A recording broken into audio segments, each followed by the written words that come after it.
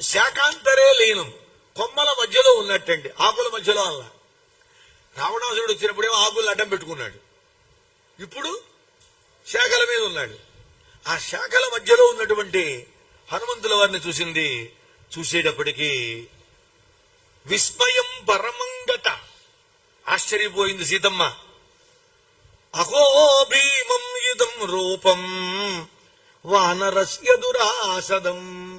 ఏమి రూపం, ఏమిటి తేజస్సు, ఇటువంటి తేజస్సు ఏ వానరుడికైనా ఉంటుందా? ఉండదు. దుర్నిరీక్ష్యం, అబ్బా తేరిపార చూడటానికి వీలు కాని దుర్నిరీక్షమైన తేజస్సుతో ఉన్నాడు ఈ వానరుడు అని పునరేవము మోహస.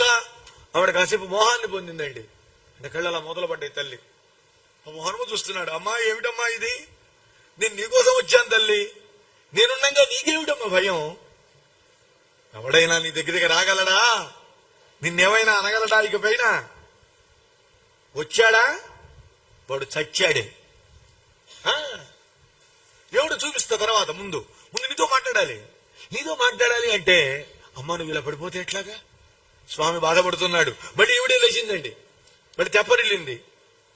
రామ రామేతు దుఃఖార్త లక్ష్మణేతి చ భామిని.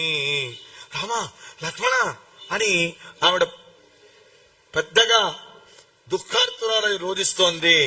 అది ఎట్లా అందిట, మందం మంద స్వరాసతి. పెద్దగా రామ లక్ష్మణాన్ని కేకలు పెట్టింది అనుకోండి, వాళ్ళు లేచి కూర్చుంటారు, నిద్రపోయిన రాక్షస స్త్రీలు. అందుకని మెల్లిగా రామ లక్ష్మణ ఏమిటయ్యా ఇది అనుకుంటోంది. ఈయన పైనుంచి చూస్తున్నాడు. మళ్లీ మూర్చిపోయిందమ్మ. మళ్లీ కాసేపటికి మూర్ఛ నుండి తెప్పరిల్లింది. తెప్పరిల్లి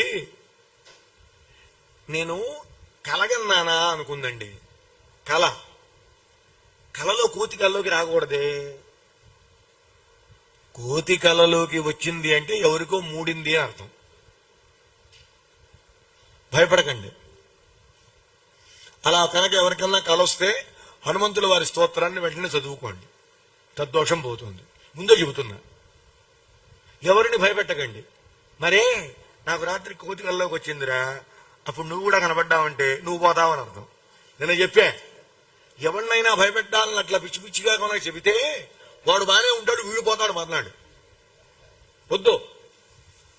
అయ్యయ్యో ఈ మర్కడం కనబడుతోంది, కల్లో మర్కడం కనబడకూడదు కదా, ఎవరికి ఏ ఆపద వస్తుందో అని రామచంద్రునకు లక్ష్మణస్వామికి మా నాన్నగారు జనక మహారాజు గారికి శుభం కలగాలి అనుకున్నదండి. అనుకుని నాకు కల రావడం ఏమిటి మళ్ళీ ఆలోచిస్తోంది. ఎందుకని, స్వప్నోపి నాయం నహిమేస్తి నిద్ర.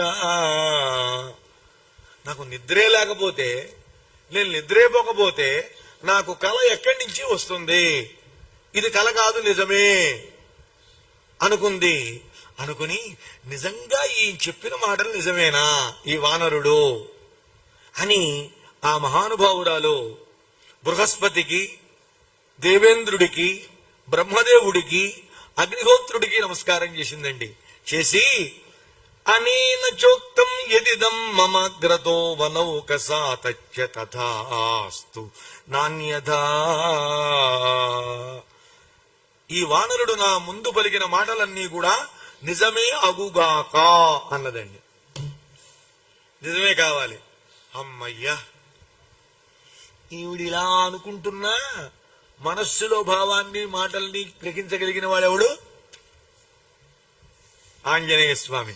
అమ్మయ్యా, ఈ వానరుడు చెప్పిన మాటలు నిజం కావాలి అనుకుందిగా.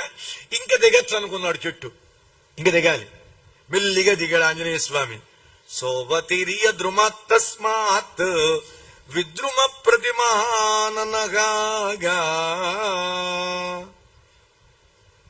ఆ శిల్సుపా వృక్షం మీద నుండి ఆ మహానుభావుడు మిల్లిగా దిగట్టండి.